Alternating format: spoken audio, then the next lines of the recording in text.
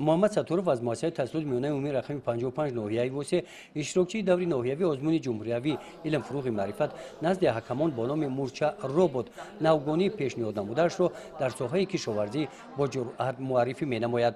دستگاهی که او در بارش میگوید آن را روی کاغذ تصویر نموده است. رادیوسون بعضی زمین‌های کورم کم هستند و برای آنکه بعضی زمین‌های خوابیدن بکار خوابیدن و آنها رو برای که آنها با تامین غذایی و نوع‌های گوناگونی پرو یا که داروبار تامین کنیم این اسباب هم دارو زمین رو دارو تامین کنند هم متفاوت استفاده و زمین رو با اکسیژن تامین کنند و زمین رو زراعتش بلند نگردانند.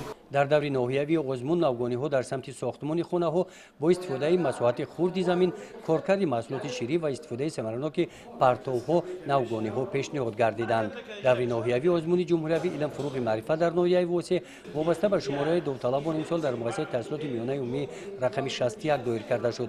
در این مؤسسه تعلیمی برای آنکه آزمون در سطح بلند برگزار گردد با پیشنهاد مقامات اجرایی حکومت دولتی ناحیه شرایط‌های مساعد فراهم آورده شدند.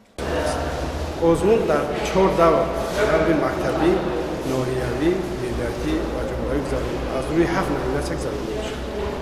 مقصد اساسی آزمون دریافت استعدادها، اختراعکارا و جلب خوانندگان و فن‌های دقیق می‌باشد. آزمون وابسته به فن‌های دقیق در سیمخانه‌های کشاد بر هوا با اشتراک و مشاهده هیئت حکمان گذرانده شدند.